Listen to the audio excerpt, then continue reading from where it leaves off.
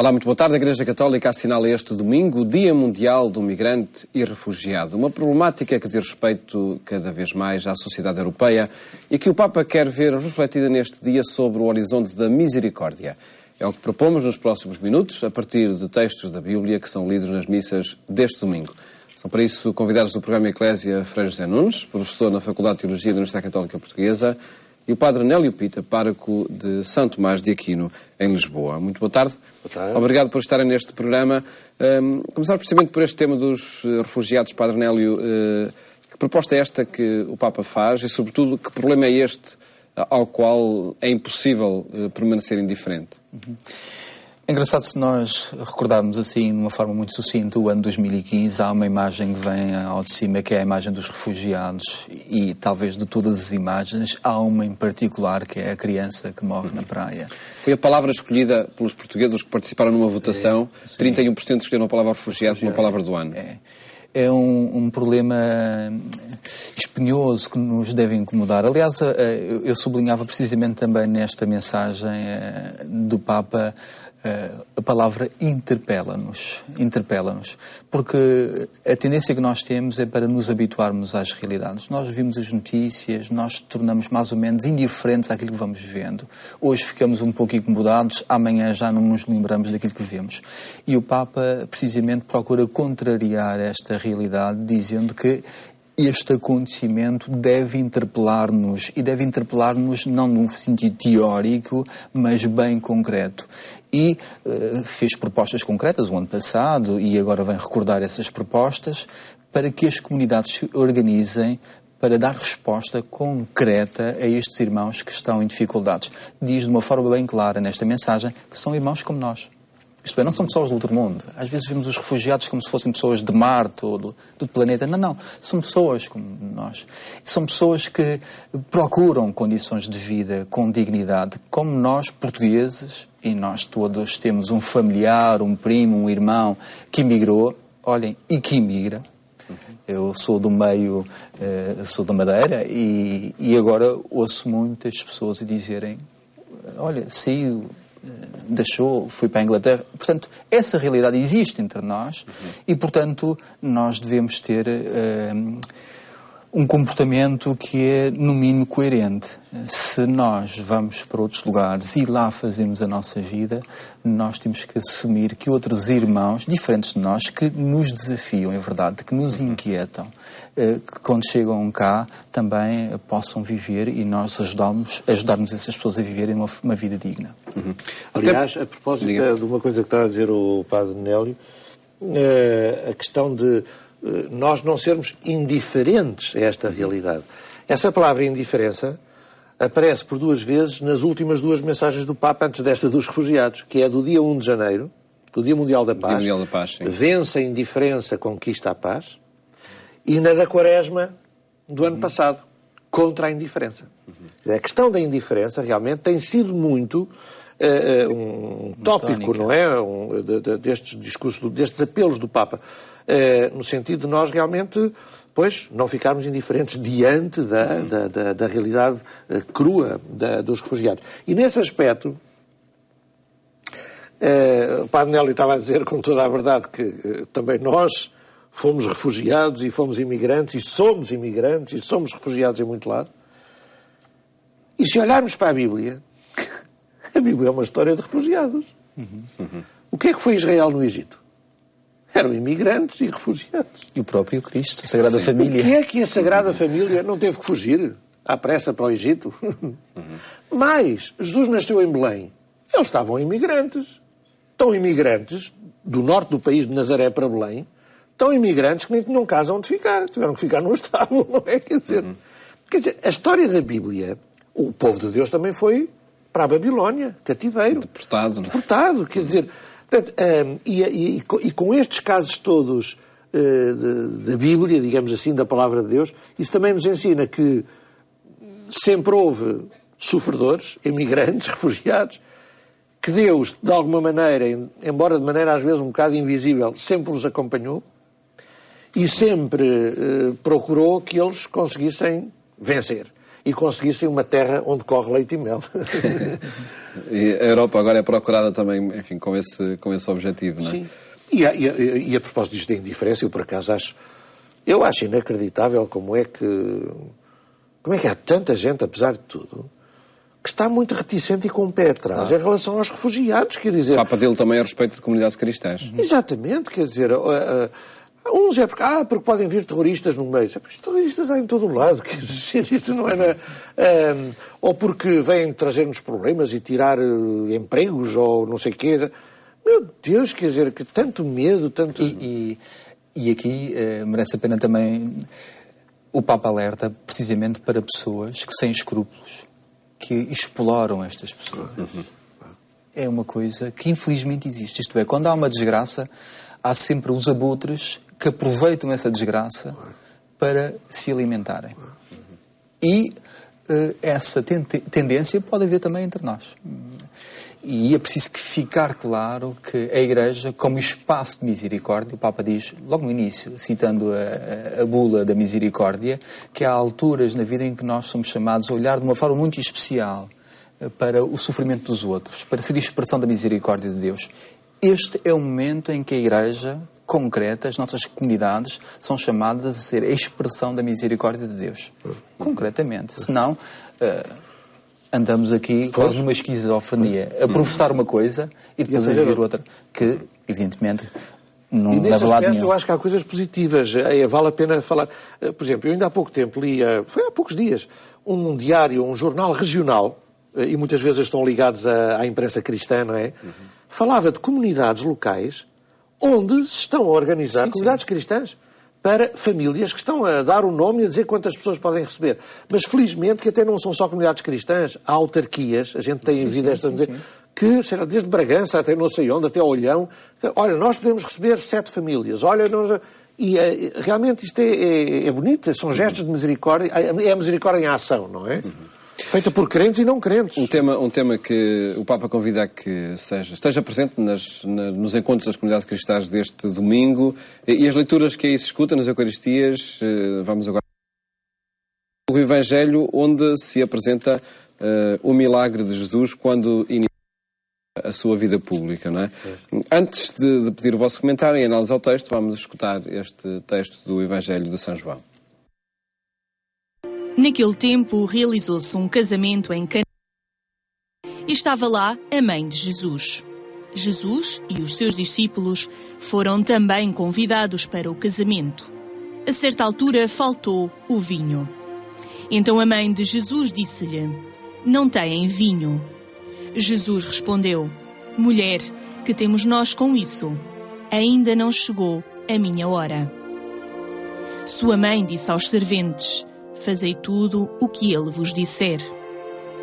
Havia ali 6 talhas de pedra, destinadas à purificação dos judeus, levando cada uma de 2 a 3 medidas. Disse-lhe Jesus: "Enchei essas talhas de água." Eles encheram-nas até cima. Depois disse-lhes: "Tirai agora e levai ao chefe da mesa." E eles levaram. Quando o chefe de mesa provou a água transformada em vinho, ele não sabia de onde viera, pois só os serventes que tinham tirado a água o sabiam. Chamou o noivo e disse-lhe: "Toda a gente serve primeiro o vinho bom, e depois de os convidados terem bebido bem, serve o inferior. Mas tu guardaste o vinho bom até agora." Foi assim que, em Caná da Galileia, Jesus deu início aos seus milagres. Manifestou a sua glória e os discípulos acreditaram nele.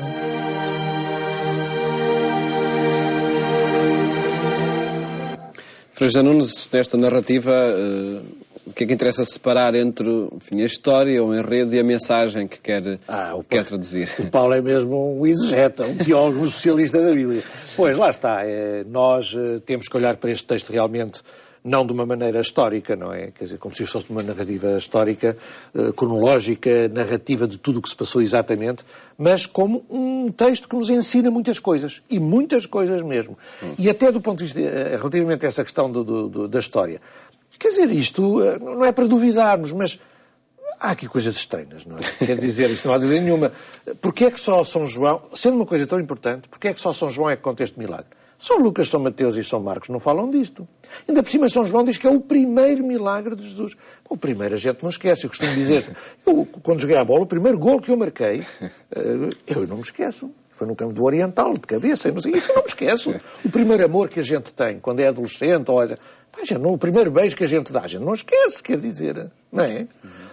Como é que 3 evangelhos não vão falar no primeiro milagre de Jesus? E logo um milagre desta monta, não é? Quer dizer, portanto, isto não é para ser tomado à história, à letra, isto é para ver. Bom, o que é que isto nos quer dizer? E realmente quer dizer muitas coisas. Eu vou destacar 2 ou 3, ou 4 ou 5, mas rapidamente. Primeiro, acerca de Nossa Senhora, muito interessante. Maria representa todo aquele que quer ser discípulo de Jesus. Se nós virmos bem, Maria, quando começa a história, Maria não está com Jesus. Jesus e os discípulos foram convidados para o casamento. Maria foi com outros. Também já lá estava, não é? No fim da história, o que é que aconteceu a Nossa Senhora? O que é que aconteceu a Maria? Já não foi com os familiares para a sua terra. Juntou-se ao grupo de Jesus e foi com os discípulos de Jesus.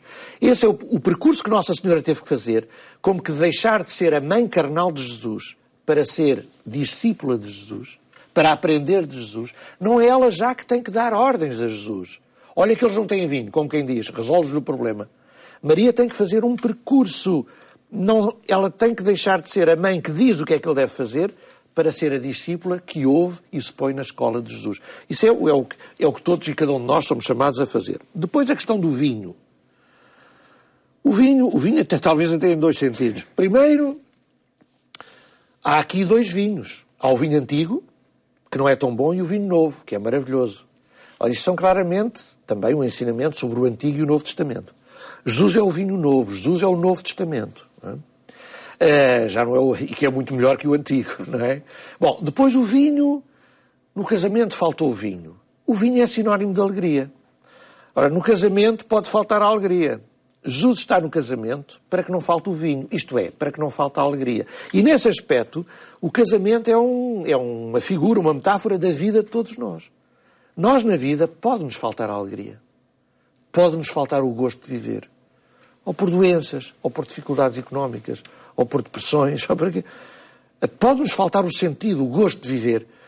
E Jesus está presente nas nossas vidas, está presente nas bodas, para não deixar faltar o vinho. Para não deixar faltar a alegria. Outro ensinamento maravilhoso, não é? Eu destacaria só mais um rapidamente. Nossa Senhora, depois de fazer a sua conversão e de se pôr na escola de Jesus, já diz aos criados, façam tudo o que Ele vos disser. Quer dizer, já não é Nossa Senhora que toma conta do processo, que quer controlar a cena. É Nossa Senhora a dizer, a apontar para Jesus. Um pouco à maneira de João Batista, como outro dia se viu também. Então, diz aos criados, fazei tudo o que Ele vos disser. Realmente, nós, discípulos de Jesus, nós cristãos, o nosso único guia é Jesus, não é mais ninguém. Façamos o que Ele nos disser, porque Ele é que é a nossa estrela polar, Ele é que é a nossa orientação. Enfim. Um enredo tão forte que determina mensagens ainda mais fortes, não é? Pois. Daí se calhar bem escolhido por São João neste Evangelho. O que é que destacaria, Padre Nélio? Eu associava também 2 ideias a este texto. É significativo que o primeiro sinal que Jesus faz, segundo São João, é precisamente, como acabou de dizer, o milagre das bodas de Caná. Isto é, primeiro, não se ouve falar dos noivos. As únicas personagens que aparecem neste Evangelho é Jesus e Maria. Portanto, são as 2 personagens da cena.